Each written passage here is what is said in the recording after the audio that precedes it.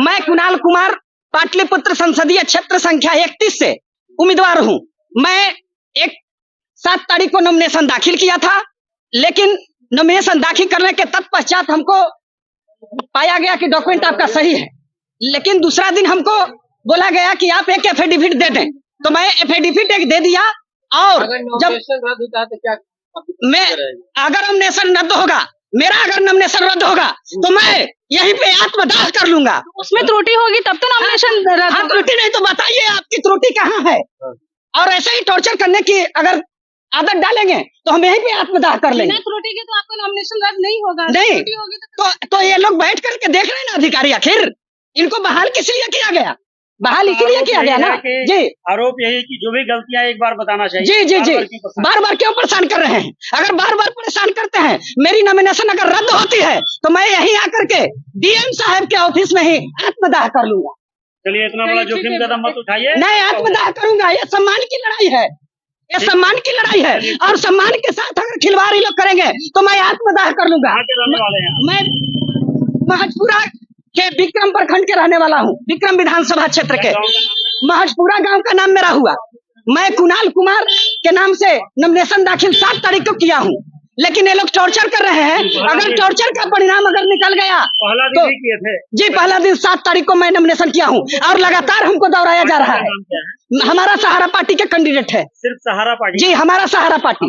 जी जी जी जी, हमारा सहारा पार्टी के कैंडिडेट है। अगर नॉमिनेशन हमारा आपको प्रताड़ित किया जा रहा है। 7 तारीख को नॉमिनेशन मेरा हुआ और 7 तारीख के बाद 8 तारीख को भी मैं आया, 9 तारीख को भी मुझे फोन किया जा रहा है। एफिडेविट दे देने के बाद भी मिला रहे हो भाई, किस तरह से मिला रहे हो, किस तरह से सर? मिला लेने के बाद डॉक्यूमेंट को पूरी तरह से मिला लिया गया और बोल दिया गया कि सही है आपका डॉक्यूमेंट, लेकिन सही कहने के बाद फिर मुझे फोन जाती है कि आपके डॉक्यूमेंट यहाँ गलत है। तो बताइए, आप बैठे हुए किस लिए टेबल पर?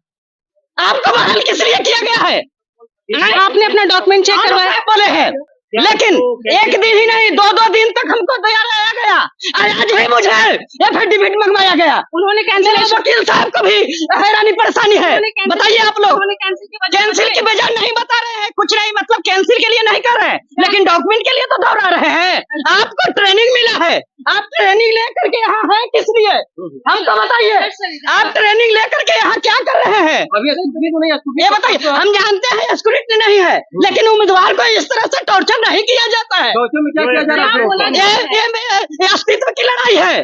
कैसे टॉर्चर किया जा रहा है? टॉर्चर का मतलब है कि आप डॉक्यूमेंट मिला लिए, चेक कर लिए, टेबल पर बोले सभी जगह कि हाँ सही है, जाके नामांकन आप दाखिल कीजिए।